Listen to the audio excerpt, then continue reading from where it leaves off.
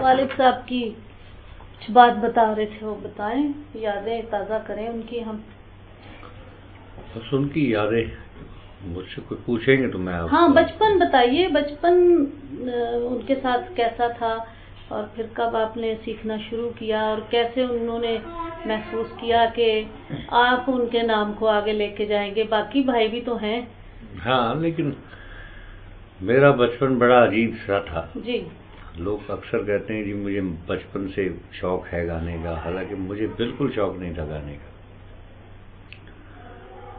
तो एहसास भी नहीं था कि मैं मेडिसन साहब का बेटा हूँ और मुझे भी गाना चाहिए, कुछ नहीं, इसका शौक ही नहीं था मुझे। हाँ, मुझे रिदम का बहुत शौक था कि मैं रिदम बजाऊं।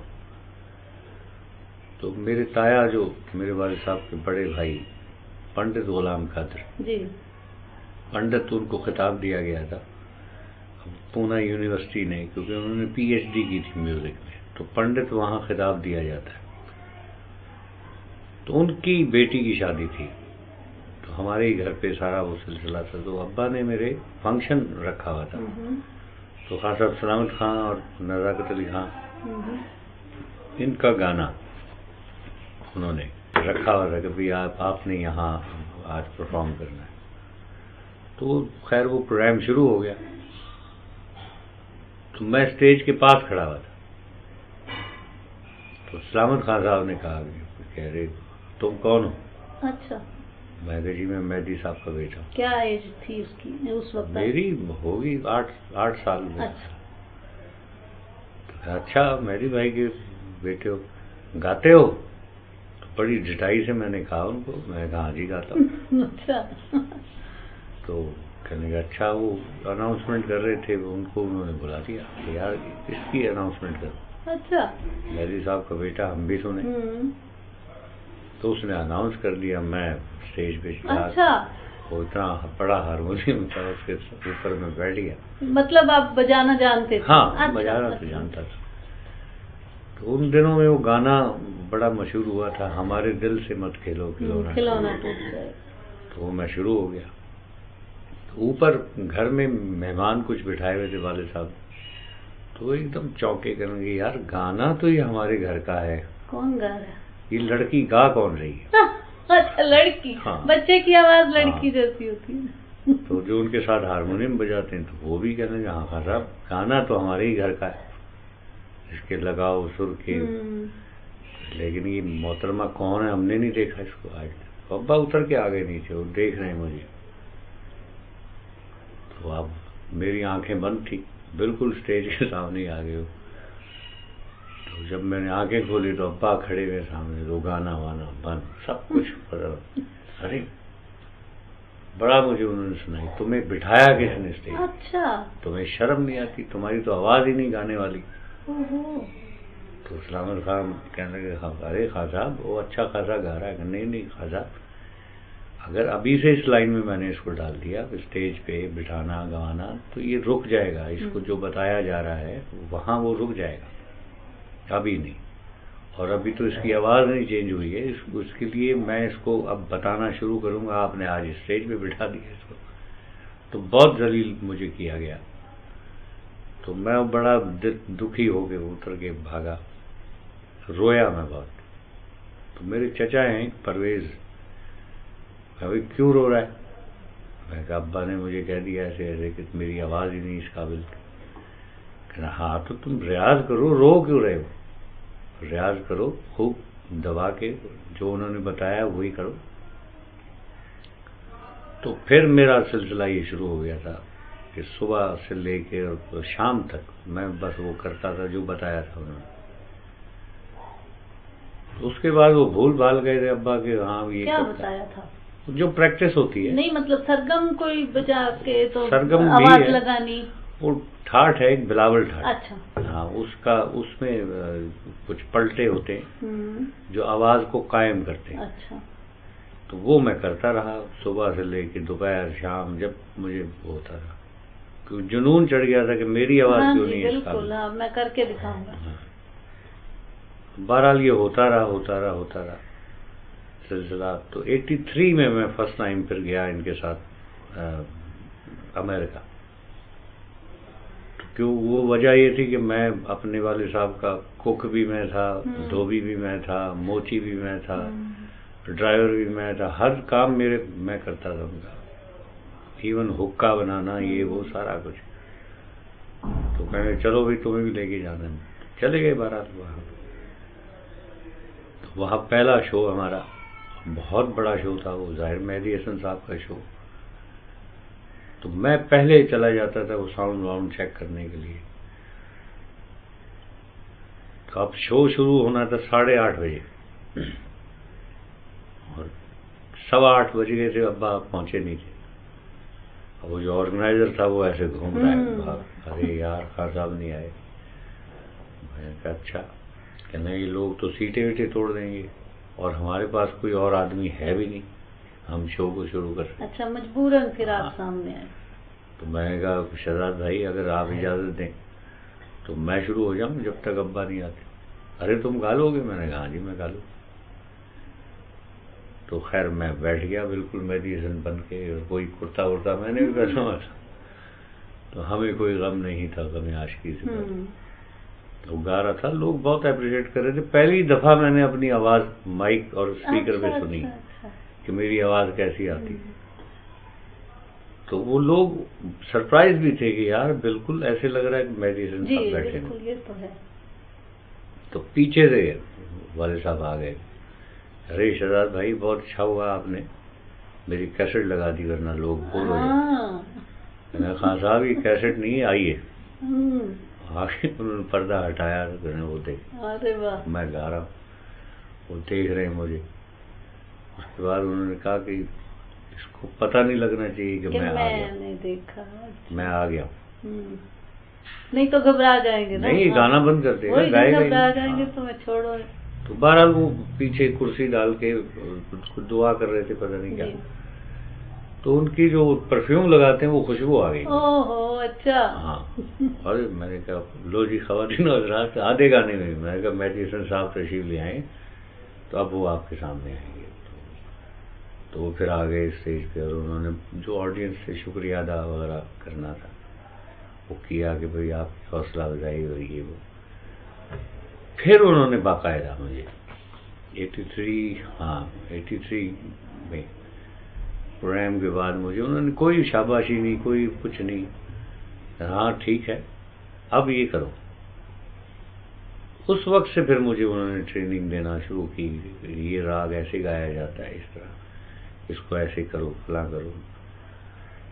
तो उसके बाद से उन्होंने मुझे 86 तक इजाज़त नहीं दी कि आप ना किसी फंक्शन में गाओगे, ना किसी रेडियो पे, ना कोई रिकॉर्डिंग, कुछ नहीं। 3 साल सिर्फ मुझे उन्होंने सा कहवाया है। वाह, सिर्फ सा। अब लगा हुआ हूँ, बोर भी हो रहा हूँ। अब्बा नहीं अभी ठीक नहीं हुआ, अभी ठीक नहीं हुआ। 3 साल, ये किसी को अगर कह दिया जाए तो सवाल ही पैदा नहीं होता। सही। 1 घंटा आदमी नहीं बैठ सकता, ये इतना बोरियत हो जाती है इंसान की। खैर मैं लगा रहा। एक दिन उन्होंने कहा हाँ अब ठीक है। मैं कहा अच्छा जी फिर कहो। फिर कहा, मैंने हाँ ठीक है। उसके बाद 3 साल के बाद फिर मेरी ट्रेनिंग शुरू हुई है रागों की और वो सारा। लेकिन ये है कि उसके बाद वो बहुत प्यार करने लगे थे, और दुनिया में जहां भी जा रहे हैं मैं साथ साथ उनके होता था। फिर चोरी छुपे मैंने एक प्रोग्राम किया था 86 में, हाँ, पीटीवी पे। उसका नाम क्या था, दरख्शां। तो वो हो रहे थे, लोगों को ऑडिशन के लिए टीवी पे आ गया था कि जो नए गाने वाले हैं। तो मेरे जो दोस्त थे वो कहने यार तुम गाते हो, तुम क्यों नहीं। तो अब्बा मेरे कहते थे कि सिफारिश मैं नहीं करूंगा कभी भी, और जो आदमी सिफारिश से आगे आएगा वो कभी भी कामयाब नहीं होता। तो वो डर भी था और उन्होंने मना भी किया, फिर रिकॉर्डिंग नहीं। बहरहाल मैं चला गया। तो उन्होंने मुझे कहा, अमीर इमाम साहब थे, कहेंगे हाँ बेटा आप सुनाइए। शुरू हो गया मैं। तो सुन के वो नियाज अहमद साहब और बहुत सारे म्यूजिक डायरेक्टर बैठे हुए थे, बज़मी साहब बैठे हुए थे, वो सारे उठ के अंदर आ गए हॉल में। तो यार ये बताओ तुम हो कौन। अच्छा। क्योंकि वो आवाज सुन के बिल्कुल, और आवाज लगाओ। तो रंग तो वही है ना। हाँ। रंग भी अंग भी। अंग भी। मैं कहा, जी मैं आसिफ हूँ, तुम्हारे बाप का नाम क्या है? मैंने कहा मोहम्मद हुसैन। क्योंकि बताना नहीं था उन्हें। अच्छा। क्योंकि वो भी मेरे बड़े भी भाई तो हैं। यही खोजना चाह रहे थे ना। हाँ। तो मोहम्मद हुसैन सुन के मायूस हो गए होंगे कि नहीं भाई ये तो तुम्हारे गाने से तो मेहदी हसन साहब नजर आ रहे। मैं कहा, जी मैं बहुत बड़ा फैन हूँ उनका, तो मैं तो गाता ही उनको। हाँ यही बात। खैर ऑडिशन में उन्होंने मुझे पास कर दिया। कल तुम्हारी रिकॉर्डिंग है, सुबह 10 बजे आना तुम। अच्छा जी। सुबह 10 बजे पहुंच गए। वो रिकॉर्ड करीम शाहबुद्दीन साहब म्यूजिक डायरेक्टर थे। तो उन्होंने कहा बेटा ये जरा मुश्किल है सर, तो ये याद कर लो। मैं कहा जी ठीक है। अब क्योंकि मेरा पहला वो था, उन्होंने मुझे याद कराया, मैंने याद कर लिया। क्या राग था? वही हमें कोई गम नहीं था, गम अच्छा, यानी फिल्मी गाने। उस राग में ही था। अच्छा। जिंदगी तेरे लिए एक उम्र गुजारी मैंने, इस तरह का कुछ था वो। तो अब मैं माइक पे आ गया। जब मैं स्टार्ट हुआ हूँ माइक पे, तो करीम शाहबुद्दीन साहब दौड़ के आए थे, भाग के। वो गाना रुक गया। उस जमाने में ट्रैक व्रैक नहीं होते थे, लाइव वो मतलब रिकॉर्डिंग हो रही है और म्यूजिशियन बैठे हाँ हैं सारे लाइव। तो सारे ही म्यूजिशियन और वो करीम शाहबुद्दीन साहब और वो रिकॉर्डिंग जो कर रहे थे वो सब आ गए। यार तुम झूठ क्यों बोल रहे हो, बताओ तुम कौन? क्योंकि सुनने में बिल्कुल डिट्टो कॉपी लगती है। मैंने कहा मैं झूठ क्या बोल रहा हूँ भैया, मेरा नाम आसिफ है। कहना हाँ वो तो पता है, तुम्हारे वालिद साहब का नाम मोहम्मद हुसैन है। मैंने कहा हाँ जी। तो कहने लगे यार लेकिन हम यकीन नहीं कर पा रहे ये कैसे। मैंने कहा बस ये अल्लाह की कुदरत है। बहरहाल वो रिकॉर्डिंग हो गई, बड़ा उसमें मुबारकबाद और ये वो जो होता है। उसका जब VTR हुआ और वो प्रोग्राम ऑन एयर गया, वो इत्तेफाक से अब्बा बैठे हुए थे, वो नमाज पढ़ के और वो ऐसे बैठे हुए और टीवी देख रहे हैं। अच्छा, पकड़े गए। प्रोग्राम आ गया और उन्होंने सुन लिया। तो मैं पता नहीं कहाँ वो, क्योंकि प्रोग्राम वो जब चला वो 8-10 दिन के बाद चलता। उन्होंने कहा भाई वो कहाँ है, उसको बुलाओ। कुछ उन्होंने सुना, फिर मेरी हाजिरी हुई उनके सामने। मैं कि जी अब्बा, अरे तुम यार टीवी पे गाग बैठे हो, तुम्हें तो मैंने मना किया। मैं कहा जी वो मेरे दोस्त पकड़ के ले गए थे, तो तुमने फौरन बता दिया होगा। मैं कहा नहीं जी मैंने बताया। तो क्या बताया? मैंने कहा कुछ नहीं। मोहम्मद हुसैन? नहीं वो तो उनको नहीं कहा ना मैंने। अच्छा। तो कहने लगा अच्छा ठीक है। दूसरे दिन फिर हम टीवी गए, गाड़ी में बैठा उनके साथ। तो जब गेट के अंदर गाड़ी गई तो मुझे देख के, अब्बा को देख के वो सारे ही फिर आ गए। समझ गए ना कि भाई अच्छा ये खान साहब ये कौन है? कहने यार बेटा है मेरा। कहना ये तो कह रहा था मेरे वाले साहब का नाम मोहम्मद हुसैन है। फिर उन्होंने एक्सप्लेन किया कि मैंने इसको मना किया हुआ था कि मेरा नाम लेके अगर तुम करोगे तो गलत है। वहां से मेरी जिंदगी का आगाज शुरू हुआ। फिर मुख्तलिफ जगहों पे पूरी दुनिया में मैं परफॉर्म करता रहा हूँ। उनकी बहुत सारी बातें जो हैं। अच्छा, हमारा एक सिलसिला ऐसा भी शुरू होता था कि मेरे वाले साहब को बड़ा शौक था बाई रोड सफ़र करने का। कि लाहौर जाना है तो 2 दिन बाद प्रोग्राम, तो वो यार आसिफ तैयार हो जाओ चलने। तो अब वो गाड़ी में हम चल गए। अब गाड़ी चलाता था मैं, मुझे कहते थे अब 100 की स्पीड पे कांटा आ जाना चाहिए। वो आ गया। उसका एक साउंड बनता था, इंजन का एक साउंड बनता था, उसको वो सा बना लेते थे, कायम कर लेते थे।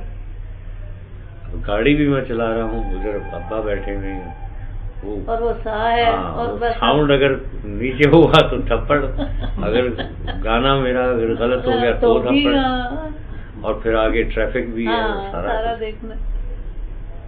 हाँ भाई मैंने जी ये सा है। फिर वो कहते थे, इस तरह मेरी ट्रेनिंग इस तरह हुई है, चलते फिरते हर वक्त, घर में नहीं बैठ के। उन्होंने कहा ये तो फिर रट्टा हो जाएगा, तुम्हारी आमद का काम खत्म हो जाएगा। तो इस तरह ठीक है। और वो जो गाड़ी हिलती है ऐसे ऐसे, तो उससे सुर कायम नहीं होता जी। तो कहने ये सबसे बड़ी प्रैक्टिस होती है बेटा, गाड़ी हिले कुछ भी हो सुर तुम्हारा नहीं हिलना चाहिए। तो उसकी भी प्रैक्टिस उन्होंने बहुत कराई। तो इस तरह मेरे सारा सिलसिला शुरू हुआ। और उनकी बहुत बड़े आदमी थे, बहुत ही मतलब बहुत दूर शनास आदमी थे, नज़र शनास आदमी। हालांकि मेरे वाले साहब थे और मैं जिंदगी में उनकी बहुत सारी ऐसी बातें जो ना भूल सकता हूं और वो मेरी जिंदगी में काम आ रही हैं अभी। तो बचपन बस इसी म्यूजिक के हवाले से मेरा गुजर गया और फिर आहिस्ता आहिस्ता वो सारा सिलसिला। कोई यादगार वाकया जो करे ना, आप इतने वाकयात हैं, कोई एक यादगार वाकया उनके हवाले से बताइए। हाँ, ऑस्ट्रेलिया में हम लोग सिडनी में नहीं ब्रिस्बेन में शो कर रहे थे।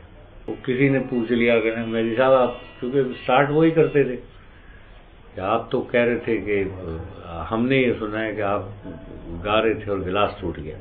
ये बड़ी मशहूर बात है। वो कहने का हाँ ऐसा हुआ है, मैं परवेज मेहदी को प्रैक्टिस करवा रहा था।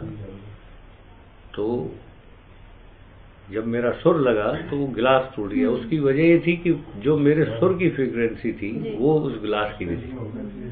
जब फ्रीक्वेंसी में घुसेगी तो वो बर्दाश्त नहीं कर सकेगी, जो कमजोर होगा तो गिलास फट गया। तो ये बातें हुई, फिर उन्होंने वो किया। इंटरवल के बाद मेरी एंट्री थी, मेरा नाम अनाउंस हुआ, मैं चला गया। मैं गाना शुरू हुआ हूँ तो सामने सर्च लाइटें लगी हुई थी, तो कोई 8-10 थी। अब मैं गा रहा हूँ, शोला सजल बुझाऊं जो पे मैं खड़ा हुआ। अब मैं आंखें मेरी बंद है, वो फटाक करके आवाज आई है। अरे मैंने ये क्या हुआ, चंद सेकंड में वो फट फट फट फट फट तो सारी सर्च लाइट ऐसे उड़ा। माशाल्लाह। मैं भी डर गया, म्यूजिशियन भी डर गए, पब्लिक भी डर गई, ये क्या हो। वो पीछे से निकल के आ गए अब्बा, उन्होंने माइक लिया कि नहीं घबराने की कोई बात नहीं, ये फ्रीक्वेंसी मिल गई है आवाज की। तो ये होता है, सुर की ताकत बहुत खतरनाक होती है। आपने सुना होगा कि तानसेन जी गाया करते थे तो बारिश होती थी, वो फ्रीक्वेंसी का और उनकी इबादत का एक मसला था। तो ये अल्लाह मियाँ दिखाता है। तो इसको हमने बड़ी मेहनत से इसको रियाज करवाई है, तो माशाल्लाह इसकी फ्रीक्वेंसी मिल गई। होता नहीं है ऐसे, कहेंगे ये बहुत मुश्किलों से होता है, लेकिन ये इत्तेफाक है कि इसकी वो मिल गई। तो उसमें ये नहीं कि कोई जिन्नात आ गया या कोई भूत आ गया कि उसने फोड़ दिया, ये सिर्फ फ्रीक्वेंसी मिली है जिसकी वजह से। तो एक मोहतरमा थी, वो कहने की तो सर एक 7-10 बल्ब, कहने हाँ सबके एक फ्रीक्वेंसी होगी, तो वो हो गया। 12 लोग फिर बैठ गए, फिर गाना बजाना शुरू हो गया। प्रोग्राम खत्म हुआ, गाड़ी में हम जा रहे हैं, तो अब उन्होंने मुझे कहा कि अब आसिफ मियाँ ठीक गाए हो, लेकिन इसका ये मतलब नहीं कि तुम दिमाग खराब कर लो। ये तुम्हारा कोई कमाल नहीं है, जो करता है अल्लाह की जात करती है। ये बड़ी बात थी मेरे वाले साहब में।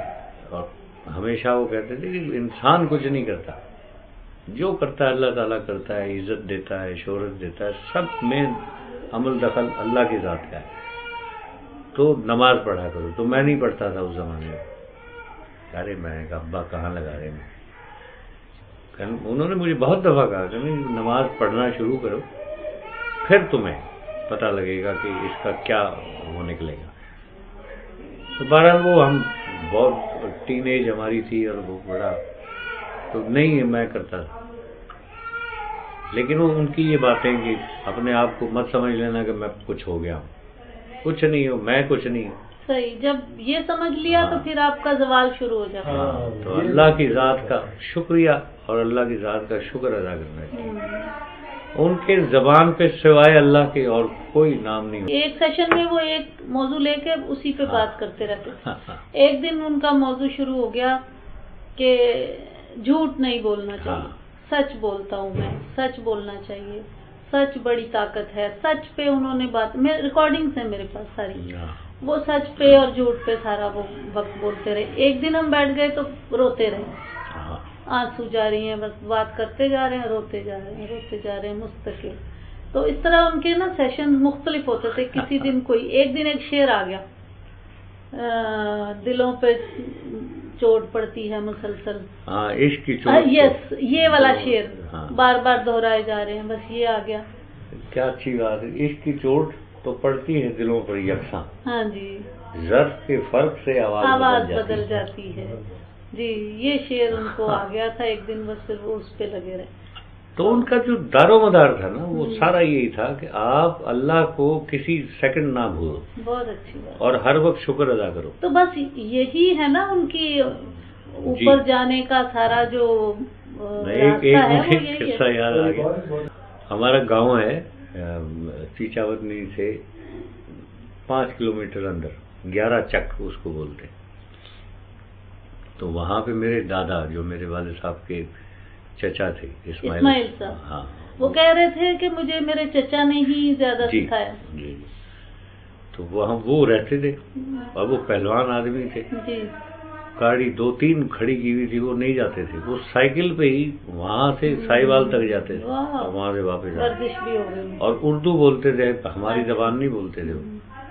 अरे चचा आप गाड़ियाँ खड़ी हैं, अरे मेहदी हसन ये क्या गाड़ियाँ, अरे मैं तो कराची तक चला जाऊँ इस पे। हम जदसत वाले लोग हैं, यानी वर्जिश करने वाले।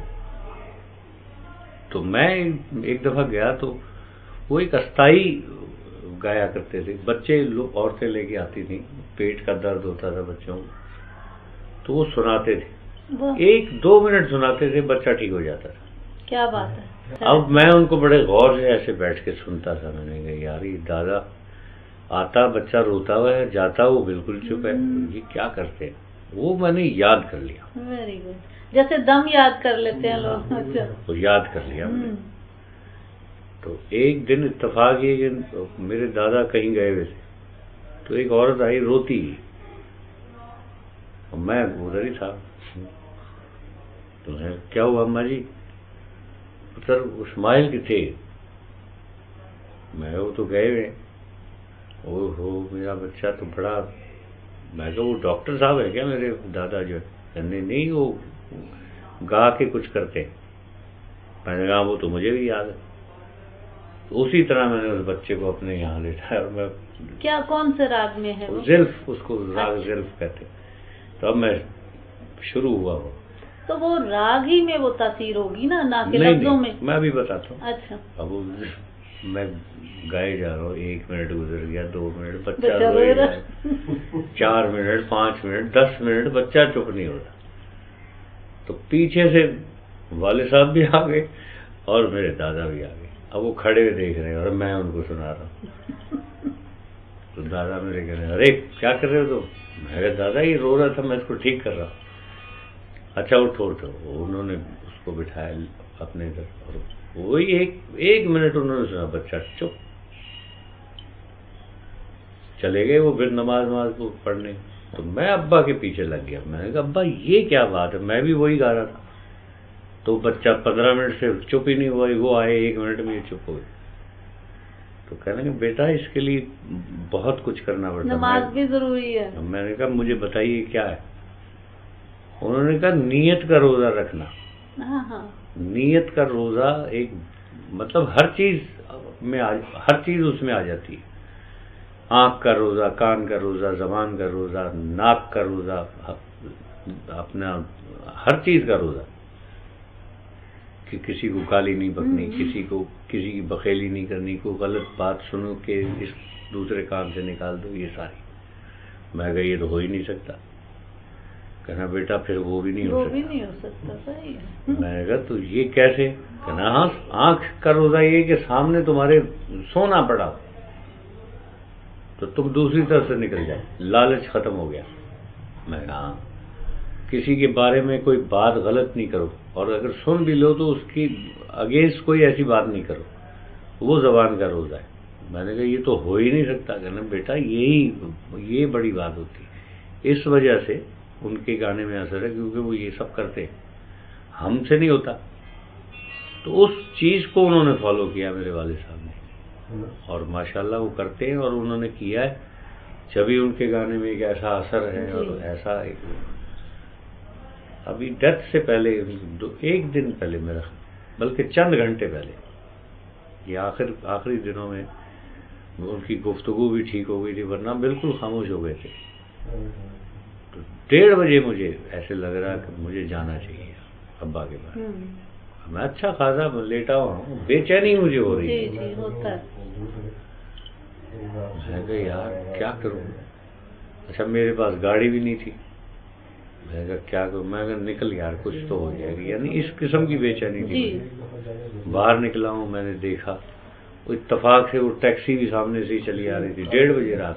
अरे मैंने रोका उसको, मैंने कहा यार आगा खान हॉस्पिटल। उसने मुझे देखा कि आप आसिफ भाई हैं। मैंने कहा जी।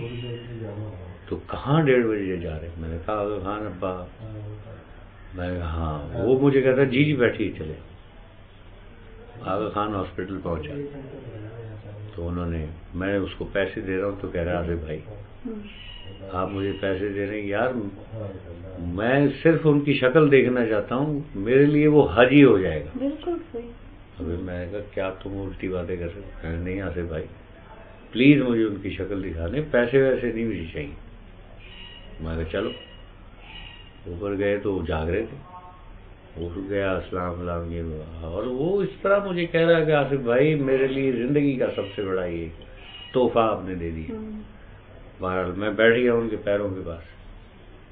वो देखे जा रहे मुझे ऐसे, तुम आ गए हो। मैंने कहा हाँ जी मैं आ गया। कह रहा हाँ मुझे पता था। मैं कहा आपको कैसे पता, आप तो यहाँ लेटे नहीं। मुझे पता था। देखे जा रहे देखे जा रहे देखे जा रहे। फिर उन्होंने मुझे बातें तो बहुत की उन्होंने, लेकिन जो हमारे म्यूजिक से रिलेटेड बात है वो मैं कर रहा हूँ। तो उन्होंने कहा यार आसिफ मेरी ये रिक्वेस्ट समझ लो, मेरा हुक्म समझ लो, जो तुमने समझना समझ लो, लेकिन बेटा नमाज शुरू कर दो। मैं कहा अच्छा जी। अब जाहिर कंडीशन उनकी है। मैं कहा ठीक है जी। कहने लगे ये म्यूजिक एक ऐसी लाइन है, इसमें सगे रिश्ते जो हैं वो जेलस हो जाते हैं। तो लोग तो खैर दूसरी बात है। तो उन सब से बचने के लिए, बचाने के लिए अपने आप नमाज शुरू करोगे तो फिर तुम्हें दुनिया की कोई जादू, कोई ताकत तुम्हारे ऊपर असरअंदाज नहीं होगा। नमाज एक ऐसी चीज है और तुम्हारा नाम होने वाला है। मैं कहा जी लोग जानते हैं नहीं, उस तरह नहीं होगा, लेकिन नमाज शुरू कर और अब तुम घर जाओ। मैं कहा मैं बैठा हूँ बात 3 बज रहे, अब मैं सुबह ही जाऊंगा। नहीं नहीं तुम निकलो यहाँ से। मैं कहा ऐसा क्या हो गया, यानी अब मेरी शक्ल आपको बुरी लग रही है। तो वो हंस नहीं रहे थे, मुझे देखे जा रहे थे। वो तुम फौरन घर पहुंचे। मैंने कहा पता नहीं क्या वजह है। मैं निकल गया कमरे से, खड़ा रहा, मैं सोचता रहा। मैंने कहा अब्बा क्यों कह रहे हैं मुझे। खैर मैं बाहर निकला, वो लड़का फिर खड़ा हुआ था, वो टैक्सी वाला। मैं कहा तुम गए नहीं यार। नहीं मुझे पता था आप वापस आएंगे, तो इसलिए मैं खड़ा हो गया। अब इस वक्त आपके पास गाड़ी भी नहीं है, तो कैसे जाते आप। अब ये देखिए सब काम हो रहा है, वो मुझे नहीं पता लग रहा कि कौन क्या कर रहा है कैसे। खैर 4 साढ़े 4 बजे मैं घर पहुंच गया और सोते सोते मुझे वही 5-6 बज गए थे। 9 बजे मेरी बहन, उन्होंने आखिरी बात यही नमाज की मुझे की कि भाई उनकी तबीयत बिल्कुल ख़राब हो गई है, ब्लड प्रेशर बिल्कुल लो हो गया है। तो डॉक्टर कह रहे अब पता नहीं है। और ठीक मैं वहाँ से बस उठा हूँ और वो कपड़े वपड़े पहनने में थोड़ा सा टाइम लग गया, भागे फिर हम। ठीक 12:15 बजे मैं लिफ्ट में था और जब मैं निकला हूँ तो रोना धोना, ओहो। मैंने कहा ये क्या हो गया। और बहन रोती भी आ रही है, भाई मेरा, सब उनके मुंह में ज़बान ही नहीं। मैं पूछ रहा हूँ क्या हो गया, तो बोल कुछ नहीं रहे आगे। मैं गया तो मैं उसको डॉक्टर को कह रहा हूँ, मैंने कहा इनको क्या हो गया। उनके उससे लग ही नहीं रहा था कि ये अब नहीं है। कहेंगे यार आसिफ भाई अब खान साहब हमें छोड़ गए। तो वो समझ ही नहीं आ रही थी मुझे। मैं क्या मतलब छोड़ गए, लेटे हुए तो है। बहरहाल वो बड़ा एक अजीब मंजर था। फिर जब हम उनको ले आए, जिस वक्त हम उनको लहद में लिटा रहे थे, तो 3 दिन बॉडी अगर उसमें रखी जाए फ्रीजिंग पॉइंट पे जाकर, तो आदमी ऐसे हो जाता है जैसे लकड़ी रखी हुई। लेकिन वो नरम होंगे। अरे उनका मुंह इस तरफ था। तो वो सारे खानदान वाले और जो लोग थे, बहुत लोग थे, उन्होंने कहा यार काबे की तरफ होना चाहिए। तो खैर मैंने ऐसे किया तो ऐसे लग रहा था कि बिल्कुल नॉर्मल है, और कोई बर्फ जैसा कुछ नहीं, टेम्परेचर। मैंने कहा भाई जो सबसे बड़ी बात, मैं कहा आप एक दफा किसी डॉक्टर को दिखा दें, ये तो मुझे नहीं लग रहा ऐसा कुछ। तो लोग फिर कहेंगे अरे यार आसिफ भाई बस इनका चेहरा हुआ, आराम से हो गया। ऐसे चेहरा किया तो आंख खुल गई, और उसमें एक ऐसी रोशनी थी आंखों में। तो मेरे बड़े भाई एकदम ऐसे हो गए, कहने यार ये तो देख रहे हैं। मैं कहा हाँ देख तो रहे। तो वो फिर एक बुजुर्ग थे हमारे उधर, तो उन्होंने कहा कि आंखें ऐसे बंद करो। तो ऐसे मैंने किया उनको, तो वो फिर खुल जाती थी। नहीं बस अब हाथ नहीं लगाना। तो ये उनके अमल का नतीजा था सारा। और उनका मैं क्या तो बस फिर उन्होंने वो आपको टिप तो दे दी ना। हाँ नमाज। और हम तो वहां से आए जिस दिन तीसरा दिन था, वो तीजा कहते हैं मेरा ख्याल। तो मैं बैठा हुआ था, अजान हो रही थी। तो सुनते सुनते मेरे जहन में ऐसे आया जैसे अब्बा मुझे कह रहे हैं कि तुम्हें कहा था मेरे तुम नमाज नहीं पढ़ रहे। ऐसे मैं खड़ा हुआ, गया, नहाया वहाया, कपड़े पहन, सीधा मैं बस उस दिन से वो कायम हो गई सारा। ठीक है। तो वाकई फिर वो भी अरूज भी आएगा जो उन्होंने कहा। नहीं, उससे बड़ा फर्क पड़ा। अभी मुझे नजर आ रहा है। तो पहले मेरे साथ बहुत अजीब अजीब होते थे, काम होते होते रुक जाना, ये होना फलाना। कुछ मुझे कहते थे कि किसी दिन तुम्हारे रोजी बांध दी है, तुम पे जादू हो गया, काला ये वो काला जादू कर दिया है। तो वो अब मुझे एक तो खुद महसूस होने लगा कि कुछ नहीं होता, सिर्फ नमाज पढ़ो तो बड़ा उसका सारा सिलसिला ठीक होता जा रहा था। उनका कहना ही बहुत है ना, उन्होंने आपको पूरी जिंदगी के लिए एक टिप दे दी, हर चीज के लिए। वो हमारा जो गांव था ना, उस गांव से जब निकलते थे रोड की तरफ, तो वहां एक जखीरा था, दरख्त ही दरख्त थे सारे। तो ये आते थे रात को, क्योंकि ट्रेन आती थी लाहौर से, तो 1 बजे वहां पहुंचती थी। तो वो वहां से पैदल आते थे उस जखीरे से निकल। तो जब ये वहां से निकलते थे तो खुद बताते हैं कि यार मैं एक दफा जा रहा हूं, तो कुछ लोग जंगल में बैठे हैं चादर वादर बिछा, तो जिन विन सारे होते होंगे ना। मैंने कहा अच्छा रात को, मैंने कहा पर 1:30 बजे, आपको डर नहीं लगा? अरे डर की क्या बात है। तो नमाज वो उस वक्त भी पढ़ते थे। तो कहना भाई साहब आ गए? हाँ हम आपके इंतजार में थे। अच्छा भी क्यों? बस हमें कुछ सुना दें। तो वो चादर बिछी हुई है और कुछ 40-50 लोग बैठे हैं, और वाइट चेहरे उनके, वो बता रहे थे खुद कि ऐसा लग रहा था कि कोई आसमान से कोई आदमी उतर के आ गया। लेकिन बस वो गाना मेरा शुरू हो गया। गाना तो क्या, मैं रियाज करता था, वो सुनते थे। जब अजान हुई तो आंखें तो बंद होती थी, वो कह रहे मैं देखता नहीं था।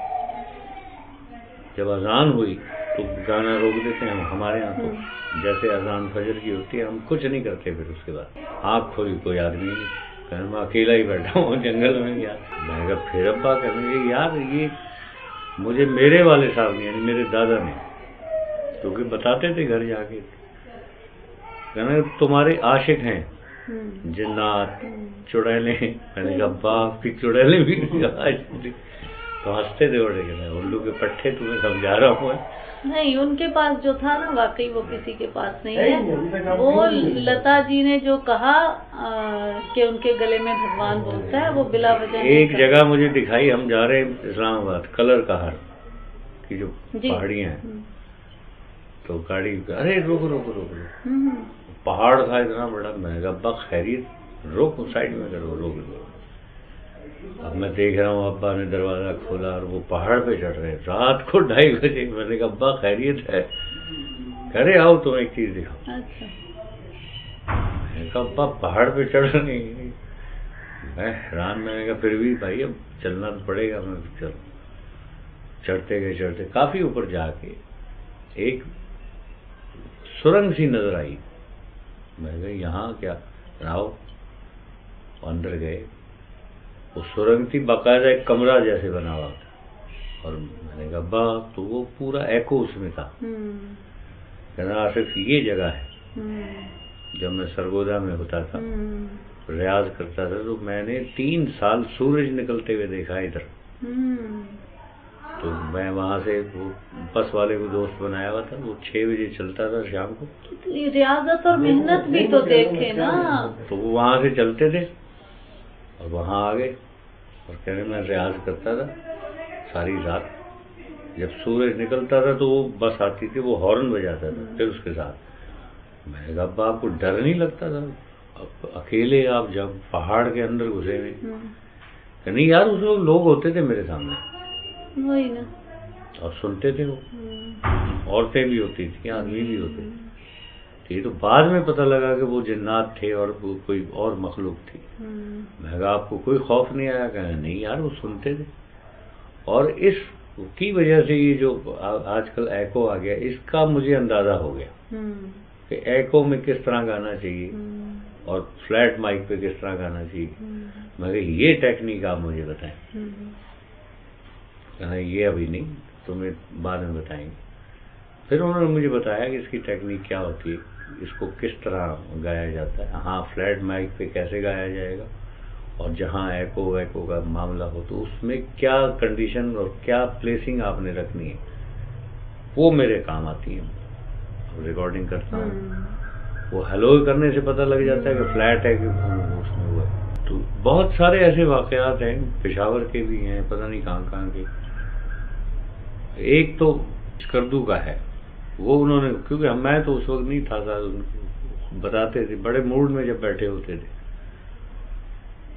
नहीं यार, मैं एक दफा रियाज कर रहा था तो एक बुजुर्ग आ गए, बहुत मतलब 80-90 साल की उम्र के, बिल्कुल वाइट बाल और कपड़े भी वाइट उन्होंने पहने। वो सामने बैठ गए मेरे, सुन रहे हैं। कह रहे मुझे अंदाजा ही नहीं था वो कितनी देर से बैठे। तो जब मैंने थोड़ा उसको वाइंड अप किया तो आंख खुली तो वो सामने बैठे। अरे बाबू जी, आप उत्तर बड़ा नाम होना है तेरा, जा। तो एक इलायची उन्होंने दी कि नहीं ये रखो, और इसका एक एक दाना खाते रहना। जब ये खत्म हो जाए तो फिर इसका छिलका खाना। तुम्हें कभी नजला नहीं होगा, कभी तुम्हारा गला नहीं बैठेगा और बरकत पड़ेगी। अब्बा वो कौन थे? कहने कि यार मेरी आंखों के सामने गायब हो गए थे।